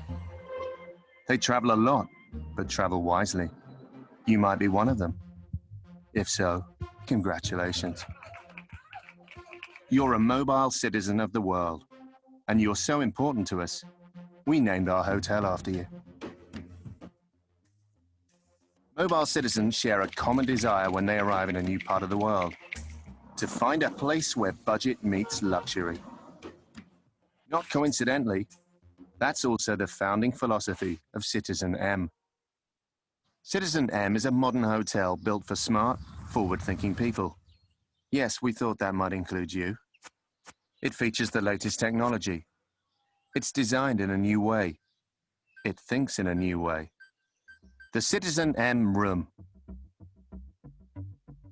It has a wall-to-wall window, feature furniture, LCD flat screen, power rain shower, free movies on demand, free Wi-Fi, a bed as big as your dreams, though not as weird as your dreams. You can change your room lighting to any color you want, except tartan. Citizen M also has self-check-in, living rooms to work, rest, or meet, 24-hour food and beverages. Citizen M does not have. Citizen M also has a few surprises. Everything you might expect from a luxury hotel, but with a twist. Because you, the people, want low-price luxury. Because you, the people, want a contemporary hotel. Citizen M exists. So to every mobile citizen of the world, Citizen M welcomes you all. No, Citizen M, let me just again share with you some of the main characteristics. This is a picture of a hotel. As you can see, the ground floor is not that different from other hotels, but then what you see is all the rooms are exactly the same, and as you will see, they have the same size, the same furniture, everything is exactly standardized. So in the video, you also saw that the check-in is fully automated. You can go to their website and you can make a reservation and you get a code. You come to this place and you just enter the code or give your credit card, and then immediately you get a key card, and then you can go to your room because it will just tell you the number of the room. The rooms are, very standard in the sense that they are exactly the same. A big bed, pillows, a window, the TV, all these things. This is the other perspective in terms of the bedroom, the WC, sorry. And then you can also look at the room from the top. So it's a very small room. It's a 16 square meter room, but there's everything that someone that is in a hurry needs to stay in a city. Now in the ground floor, you only have a living room that looks very much like the living room at your home. There's not a restaurant, but a food service hall where you can, anytime, 24 hours, 7 days a day, can get the food from those shelves and just use your card, your key card, to debit your account. There is someone that will be able to, make a cocktail for you if you so wish. And yes, the rooms are prefabricated. They have a factory of rooms. So they build these rooms one by one as if it was assembly line of a car manufacturer. And they are all exactly the same. Then you just have to bring them to wherever they want to build an hotel, stack on top of each other, and then just, screw them together, and that's it. That's a hotel. So it's really an interesting concept, being successful. Of course, does not answer the needs of everyone that needs to go to a hotel. And so the first question is, who are the customer segments that we should consider for Citizen M? Now, you are able to use chat if you want to give me some hints about what you think will be the customer segments. You can also, if you want, unmute yourself and tell me what are the customer segments. I'll just wait a few seconds and then I'll tell you, if you don't help me, who are the customer segments of Citizen M. Anyone that would guess what would be a group of people that actually see themselves going to a Citizen M? Would you, any of you, go to a Citizen M? And if yes, in which situation would you do that? And Rudy said business travelers. Business travelers, yes, of course, yes. Business travelers, because they don't stay a long period of time, right? They need to go fast, they go to sleep and come back, do the meetings, and then leave to the airport. Yes, business people, the ones that stay just a few days in the city to do business. But there are a few other segments that also see themselves, very much going to Citizen M. Millennials. Okay, millennials, but that's a little broad in terms of definition. Travelers, shoppers, explorers. Yeah, travelers. Travelers in the sense the people that travel to many cities but don't stay long periods of time. This is not a hotel. You saw the room, 16 square meters, where you want to stay a long period of time. But yes, there are many people that are moving from one place to the other, and they would, traveling, and they would like to be at a hotel that is affordable, because it's affordable luxury. It's we'll see the value proposition in a second. What are the value attributes that they focus on? But yes, travelers, people that stay for short periods of time and move to another city very quickly. Shoppers, people that go and just go to a city to buy things, like fashion tourists. And also people that come to cities because of culture, because people want to go to a city and spend just a few days or a weekend to go to a museum or to go to an opera or to go to some event. So we have cultural tourists, business people, fashion tourists, and drifters, or people that are moving along different cities and stay for short periods of time. All these people have that in common. They do not stay for a long period of time. But there are some other things that are very important for these people. Can you guess what are the value proposition or the value attributes that Citizen M has decided to make sure that they will be able to deliver to these people? What do you think that these people care? We already saw the speed or the time frame, so they want to stay just a short period. But what else? What do they need from an hotel when they only want to stay for a short period of time? Task efficiency. Task efficiency, okay. They need to be fast, right? Everything has to run smoothly. And they don't want to stay in a line to do check-in. They don't want to stay in a line to do the checkout. Yeah. Good bed. A good bed, of course, yes. It's critical for these people, right? They work hard, they move a lot. They are always running, and they want to get to a hotel and just relax and be able to be in a comfortable bed. What else? Quick check-in. Quick check-in, yes, we already mentioned that. It's about timing, making sure that they don't spend any time that it's waiting for things to happen. Affordability. Sorry? Affordability. Affordability, yes. They need to have a reasonable price. So it's not about cheap going low. It's about affordable, right?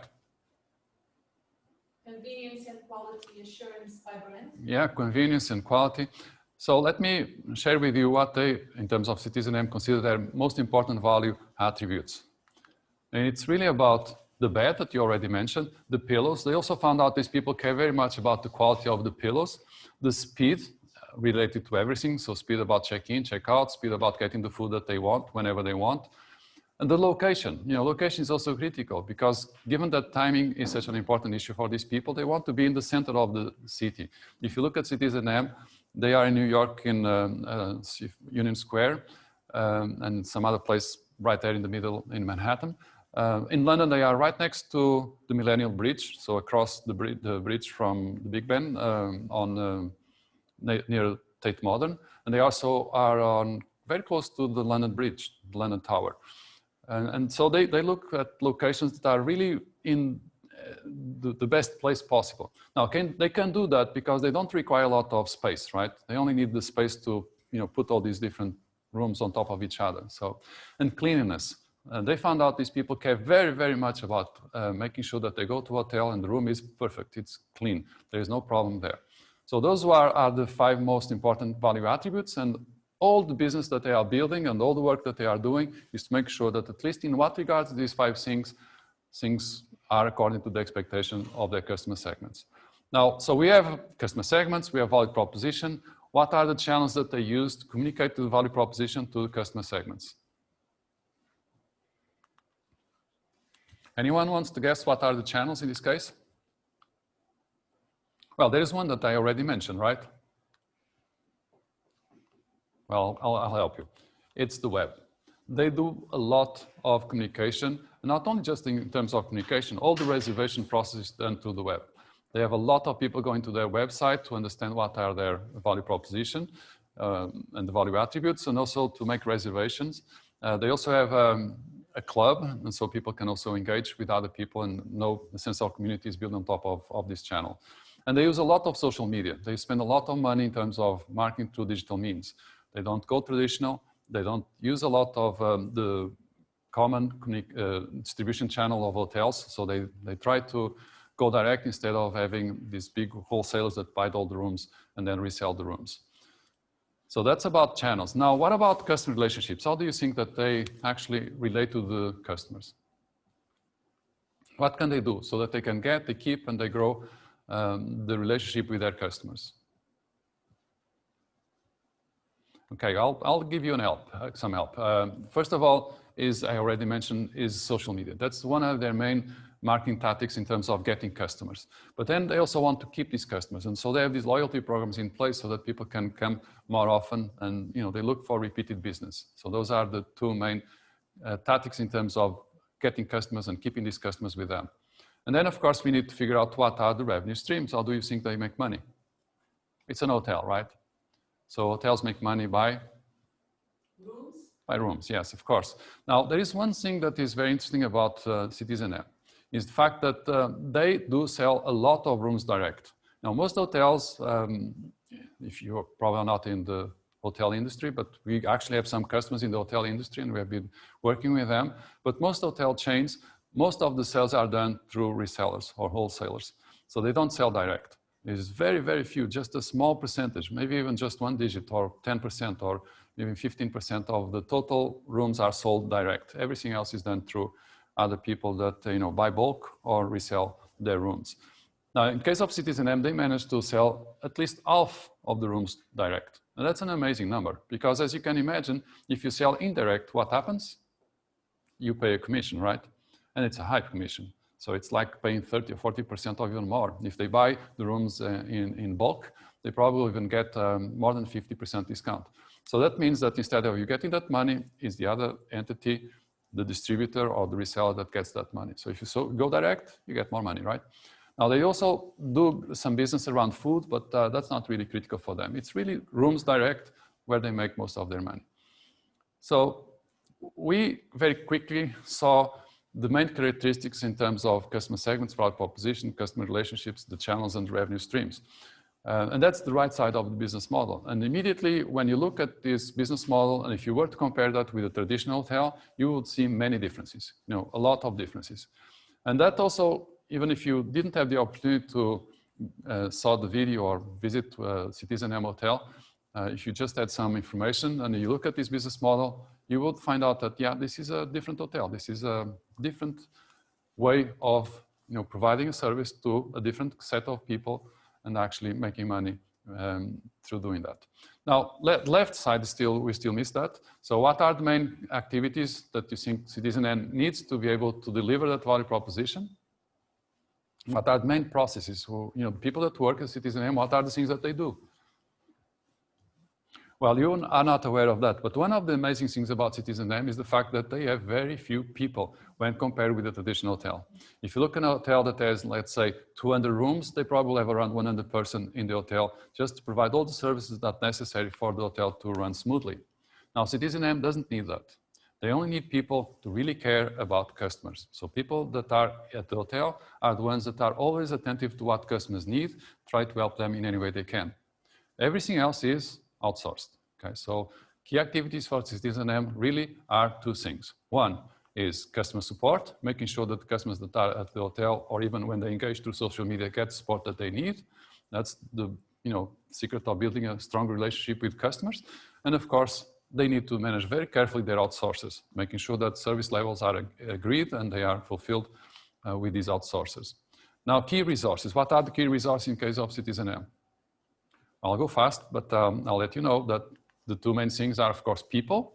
They care deeply about their team. And this team, of course, as I already mentioned, are very much geared towards providing an amazing service to customers. And they do prefab rooms. They fabricate their rooms. Well, initially, they have the factory where they would build their own rooms. These days, they also subcontract some of the fabrication of the rooms. So in terms of key partners, you can now imagine who have to be their key partners, right?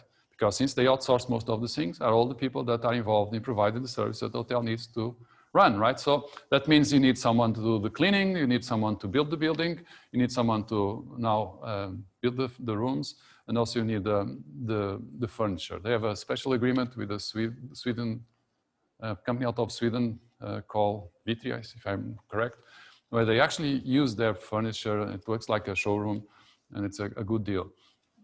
Now, when you get to the 8th component, now it's easy to figure out what is their cost structure. Now, the cost structure in terms of Citizen M is really about people, of course, because any business needs people and you have to pay these people, but they don't have a lot of people, so they do have that as one of the items, important items, but it's lower than competition. They also have building costs because they have to build, but since they can build much faster, they don't require as much space, and they can actually, it's much easier for them because they can send these rooms to the central location in the middle of a town much faster. They actually have very low building costs when compared with alternatives like competitors. And yes, they do spend a lot of money also in terms of marketing because, that's the big challenge. They are creating a brand. They need to make sure that everyone knows about Citizen M. Maybe some of you already knew about it, or maybe some of you already tried, but I'm sure that most of you actually didn't know about Citizen M. So yeah, they need to spend money on marketing. So here you have it. It's the business model of Citizen M. It's a very clear explanation, but what this allows us is to focus on what is really critical for this business to be successful. So it's not a lot of sophisticated thinking. It is really about what makes the difference. And that's what you have to do. You have to come up also with a clear description with some post-its, and we'll help you, and we'll have a tool that will make sure that it's going to be easier to do. But you have to define what are your components of your business model in a similar fashion to one we did right now. So let me share with you the tool. We create this tool because we felt that given that we have been involved from day one with work that I did with Alex a long time ago, and also for 8 years now we have been doing acceleration programs in many places in the world and international programs. And so we thought, well, what can we do so that we can help these people? Because some of you may not have a good understanding yet of what a business model is. So we created something that we call the Business Model Design Kit. Now, the Business Model Design Kit is really a set of cards, guys. It's really cards. And these cards, we have 9 groups of cards, 9 sets of cards. And we have one for each of the business model component. So starting, for instance, with customer segments, you have cards that describe what are the different options that you have when you try to define what would be your customer segments. Now, since this has to be something that we can use for many, many different types of businesses, yes, it's true. We are talking about what is the most generic, what is most important, but also what is useful in many cases. So you'll see here in this case that we divide the cards are about B2B and B2C, and within B2B you have like large corporations, the one you see right now on the screen. You have middle size, you have small size, you have micro, and then you have B2C, and the B2C you have the different generation segmentation, millennials, X, Generation X, Generation Z, baby boomers, etc. And they also have mass market and other options. So what these cards allow you to do is they work like a checklist. So you don't even look at the cards. You start thinking about my business. And then you decide, okay, for the customer segments, I think my customers are this, this, this. And then you go and look at the cards, and maybe that will give you some inspiration about something that is missing or something that can be improved in the definition of that business model component. So you have that for customer segments. You also have cards for value proposition, and these cards are actually about the main value attributes, and we have lots of options. And there is also the possibility that you may find a value attribute that is not on our cards. And so there are some cards that are empty and you can write on the cards. Now, since we are not physically present and we won't be able to give you the cards in terms of paper. We created them in a digital version. And so you will be dropping them, dragging them as digital images of these cards to your business model canvas. So you do have them in digital format. So you have them for the value proposition. You have also, this is actually very interesting because it separates between direct, indirect, online and offline, and also pop-up shops, Salesforce. So you have all different options typical of a business in when they think about what channels that they should use. And then this is the set of cards that is the most, that there's the biggest number of cards. First of all, because they are not just one, but three sets. Because there is one set about acquiring, the getting. There is one set about keeping, and there is one set about growing. And different marketing tactics and sales tactics that you can use to achieve any of these three things: acquiring, keeping, and growing the relationship with your customers. So those are the cards about customer relationships. Then you have cards about the revenue streams. There are many, as you'll see, many options in terms of revenue streams. There is traditional, transaction. So I'll give you something, a product, and you give me some money. But there are many other ways to generate revenues. And that's really important because you should always think about your business not just as a business that generates one single revenue stream, but a business that actually should generate more than one revenue stream. Okay, so you will have to look at all different options and select the ones that you think make sense. Now, let me warn you about something that is also very important. It is true that you have many options, and each of these components, you will see you have 20 and sometimes even more cards to choose from. Now, I'll give you a rule because that's really important, and the rule is never select more than 3 or 4 cards per business component, okay? Because then it becomes a nightmare in sense of the different combinations that are possible, which means that you'll have many, many different hypotheses that you'll have to test. So focus on what is critical. When you think about customer segments, for instance, don't consider all different possible customer segments. Select the 1 or 2 that you think are most critical, the ones that have the best benefit from what you are going to provide to them. So that's about revenue streams. Then you have key activities. You also have cards about key resources and cards about the different types of partnerships that you can establish. And finally, cards that are related to the items of cost, fixed costs, variable costs, and within each of these categories, what are the different possibilities. So the cards are there for you to use. They are in a PDF. They are inside the platform, the FabStart Academy, and you'll have access to those and you'll be able to go through them. But again, I would recommend then when you go to the tool that is available on the platform to design your business model, please first think about who are my customers, what really is the problem and the solution that I'm going to provide to them. And then later, once you've gone through all the different 9 components as just a first run, then you go and check on the cards and see if you are missing something or if there's some insight that can help you improving the way you are describing your business component, okay? So now it's time for you to do an exercise. Actually, you're going to do the exercise after the coffee break, but let me just introduce that to you. So you have a business model canvas that is available on FabStart Academy. You have actually an interactive tool that you can go there.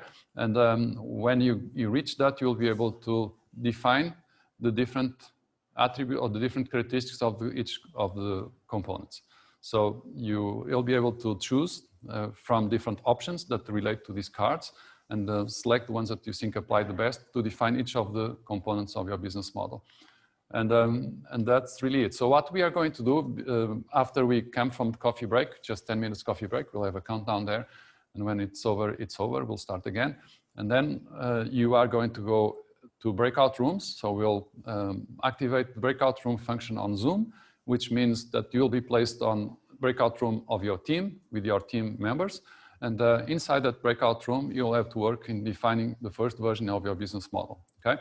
And of course, if you have any questions, you can use the chat and we'll be paying attention to what you say there. And any questions we'll try to answer through the chat ASAP because we'll be different breakout rooms. Therefore, we want to be able to communicate at the same time with everyone. So if you have a question, we'll answer the question, but only the team, the breakout room that sends the question will get the answer, okay? Later, if there are questions that I think should be addressed overall, so everyone knows what is the right solution, we'll do that when we come back, okay? So 10 minutes coffee break, we'll be back, then we'll have half an hour to do your first version of business model using the tool available on FabStart Academy and looking at different options that I just mentioned. After those 30 minutes, we will ask you some of you to make a presentation and explain us what is your business model, okay? So thank you very much. Let's go for the coffee break, 10 minutes. The countdown is going to start now. And please be here on time.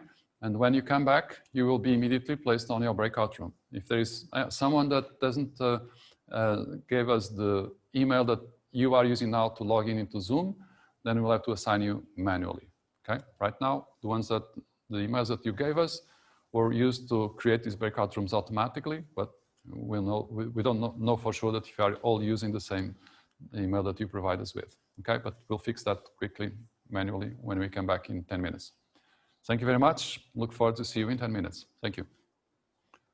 Well, desconecta la cámara.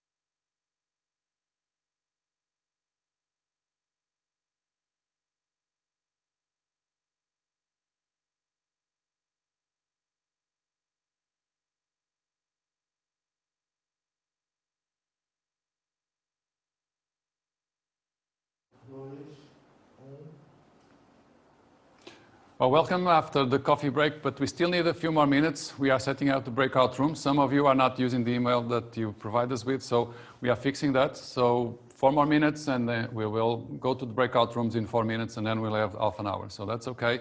We are still inside the timing that we had defined. Just wait 4 more minutes, and then we'll go to the breakout rooms. Thank you very much.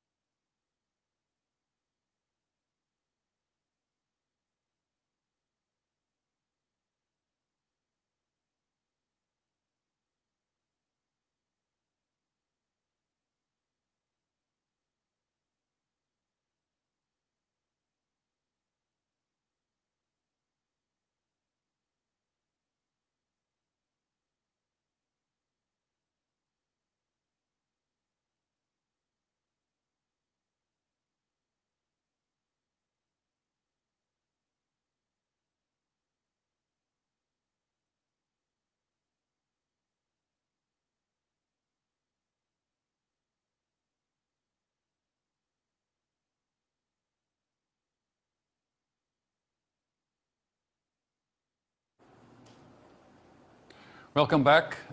Coffee break is over now. So please be prepared because we are going to open the breakout rooms. If some of you is not allocated to the breakout room of your team, we will know looking at the platform that the control panel. So it's really simple. You are going to be invited to join a breakout room. You just have to say yes, accept the invitation. Then you open the platform, the FabStart Academy. You go to your team inside FabStart Academy, and then what you have to do is just select business model canvas, and you'll have the tool that you are going to use to create your business model. We are going to give you 30 minutes. So we are going to have a countdown for 30 minutes. And once the 30 minutes are gone, we will ask 1 or 2 or 3 teams to come and present what you did in terms of business model. So please, let's move on now to the breakout rooms. So it's going to be open now. You're going to get a message, accept that. Immediately, you will be placed on a breakout room with your team members and only with your team members.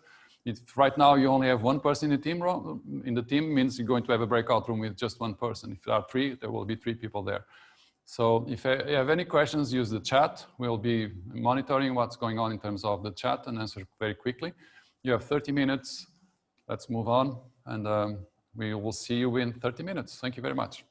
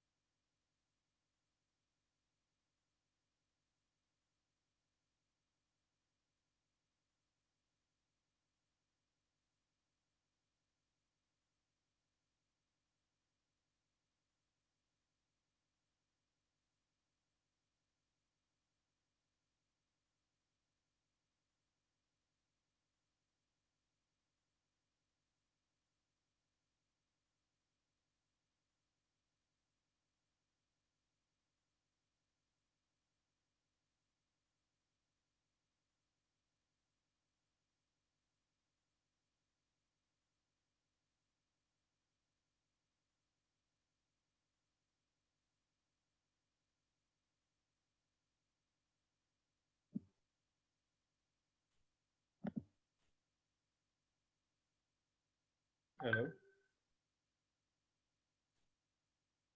I think I've been put in the wrong room. I don't know if anybody's there to hear me.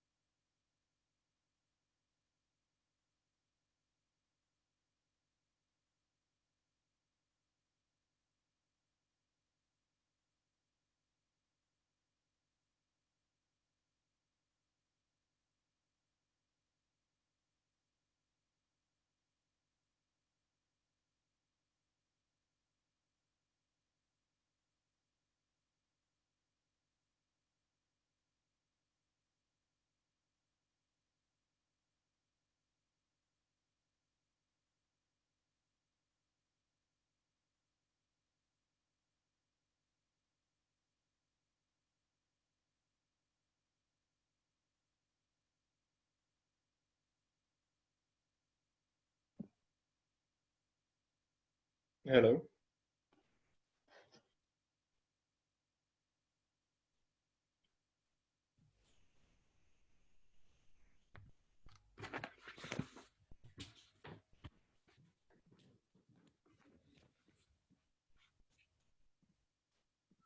Hi, I'm unable to meet my team in the breakout room. I'm in the same situation, Nelufa. This is very odd. Same thing for me. I was alone in the room with nothing to do and no one to speak. Do you want to make a startup, guys? Hey guys, Might as there's well. clearly some bug at Zoom because this is showing us that you should be all together, but we visited some of these breakout rooms and you were alone. So you are right. We are trying to fix this. No problem. Sorry, I didn't realize you were working on it. Thank you. Sorry about that.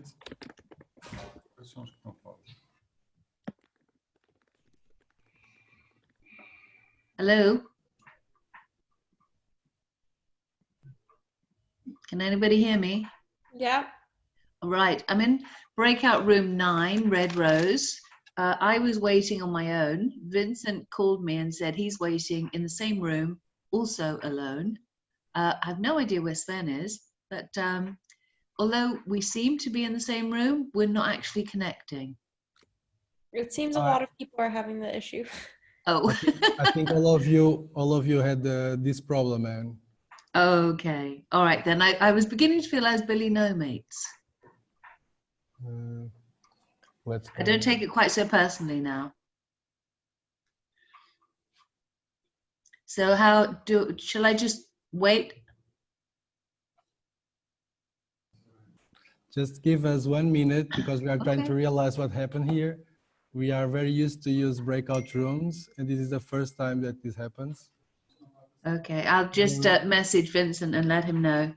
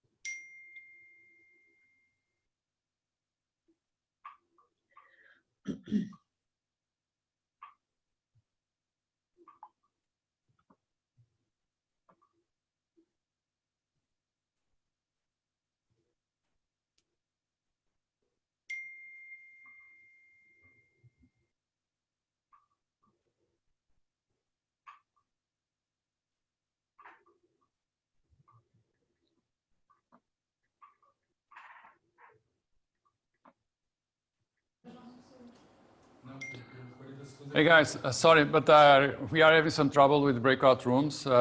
We had to change the computer all of a sudden, and I think something happened, and so you are having difficulty getting to your breakout room. So what we are going to do is, you are going to have the opportunity to do the work that we ask you to do, the business model, later on, tomorrow during the working hours. And we are just going to show you on the FabStart Academy where you are going to find the tool that you're going to use to do the design of the business model.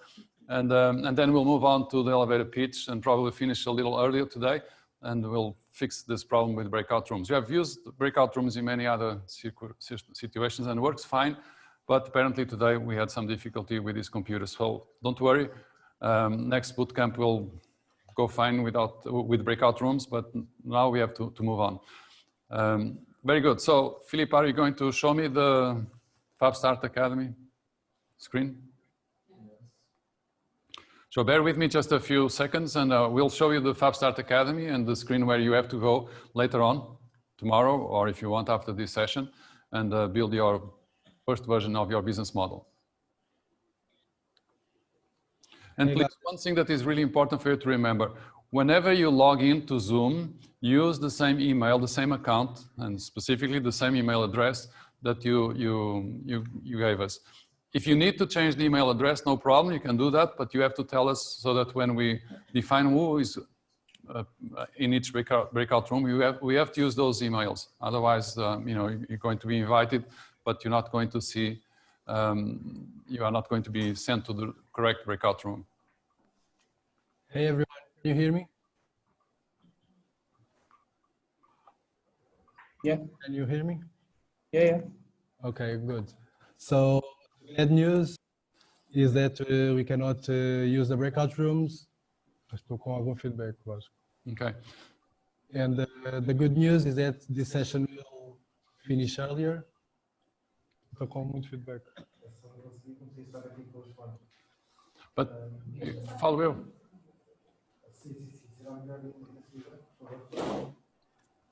Okay.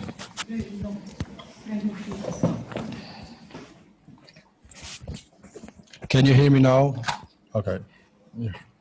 So I'm sorry, I'm improvising a little bit here. So as we are finishing the session before, I will show you the FabStart Academy, okay? So you don't have questions later on. And so you just log into your account, you go to Bootcamp number 1, you scroll down, you have the business model canvas, and you just select the view, okay? In here, you can check the business model design kit, okay? The cards that Antonio was showing you. Then you just click go to, and you can start to work on your business model canvas. I have here the Nespresso example. You just write something here like young couples. You select a color, you click create, and then here you have your first customer segment, okay? So it's very simple, you just have to do this, and then don't forget to click save, and that's it. Tomorrow in the afternoon, we will go through the business model canvas with you and answer some more questions that you may have, okay? Filipe, mostra o business model kit. PDF. Okay, I'll go back to the demo team just to show you. Bootcamp number 1, business model canvas, view. If you click here, you can check the cards that Antonio was showing you.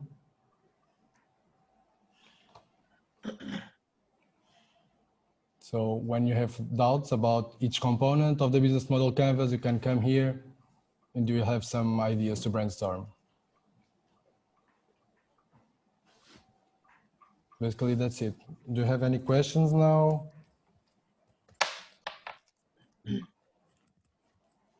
No? So I think I will go back to Antonio. He will explain the last exercise, and then you can work with your team. And I'll see you tomorrow. Good. Okay, well, I apologize for the problem with breakout rooms. We'll fix it. Now we are going to talk about the elevator pitch. And what is this thing called an elevator pitch? As the name implies, it's really what you're going to tell to people when they ask you, what do you do? What is your business? It needs to be a short sentence. It needs to be also following a certain format. So we'll share with you the format that we recommend. It's really simple. You already have a name for your product or service, your project. And you have to say the name, helps. And then you have to specify who are these people, the customer segment, and they solve, and you solve a problem for these people in a certain way. So it's name, helps, your customer segment, solve the problem by using that solution that is better than, and you have to specify who are your competitors, and then because, and you have to define what are the distinguishing attributes. So let me give you an example, then we can come back again to this format. This is an example that we all know, Nespresso. This is our interpretation of Nespresso, by the way. It's the elevator pitch that we created for Nespresso. And we say Nespresso helps express lovers, that's the customer segment, people that enjoy very much having espresso coffee, solve having to go out of the office to get an espresso. That was the problem before, of course, Nespresso, right? By providing a way to have espresso in the office. And that is better than traditional coffee machines because it's much easier to make and tastes much better. Well, at least the Nestle people think that tastes much better. So that's the elevator pitch. Name helps the customer segment solve a certain problem by a certain solution.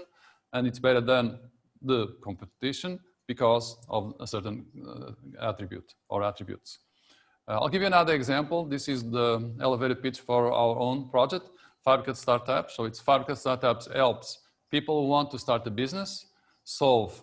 The problem is not knowing how to do it and being afraid of failing by, and that's the solution, organizing events and providing incubation and acceleration programs.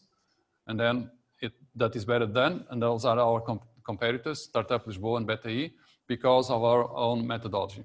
So that's the way we would very quickly say to someone that we meet in an elevator when they ask us, what does Fábrica Startups do? Fábrica Startups helps people who want to start a business, solve not knowing how to do it and being afraid of failing by organizing events, providing incubation and acceleration programs. And these are better than Startup Lisboa and BTI because of our methodology.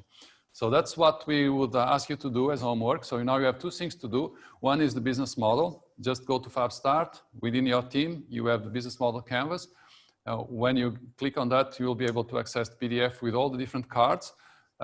You can have those cards open and then open also the session on the business model design tool. And just look at the cards, think about what you want to define as your customer segments, write on those post-its, drag them for the customer segment component and move on to the value proposition and so on. So that's what we would ask you to do. You can start immediately if you want, because you are maybe now you have some time available. Now, how can you do that if you are not with us, in this session? Very simple. What you can do, you can set up your own Zoom session. As you know, Zoom is free for up to a certain number of people, and only for 40 minutes. That's true. The free version, it's only for 40 minutes, but that will allow you for 40 minutes to be working with your colleagues. The best solution, of course, is through the breakout rooms, which we will set up for tomorrow, and hopefully we won't have the problems that we have today. But again, we need you to be careful about the way you log into Zoom and use the email that you provide us with. And if you need to change because you are using some other email, just let us know, and that's no problem. We will make sure that we will use that email when we assign people to the different breakout rooms. So that's really what we would like to share with you today. That's the homework.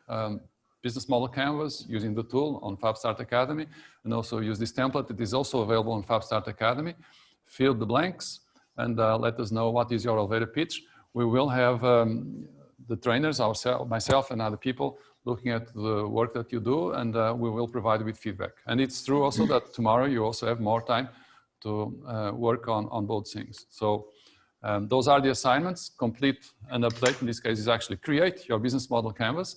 And also please write the elevator pitch, be prepared to share that on next session. We will also ask you, a few of you, to explain us the business model canvas when we meet again.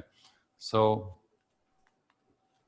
tomorrow, the working hours, Patricia is going to explain you the working hours, but she still has a mask and she's getting rid of her mask. Okay, thank you. Thank you very much. It was really a pleasure to be here with you, and I look forward to see you soon. Thank you. Okay, so just to give you this practical information, tomorrow I will be together with Philippe and Raquel available for you, and especially to solve this issue that we had about the breakout rooms. Will be tomorrow from 3 p.m. to 5 p.m. Available on the same link of Zoom. We will always use the same link for bootcamps and also for working hours. So tomorrow, let's fix this issue, and also we will be completely available to answer to all your questions, doubts, any needs you have. You can count on us. So see you tomorrow. Thank you very much. Thank you.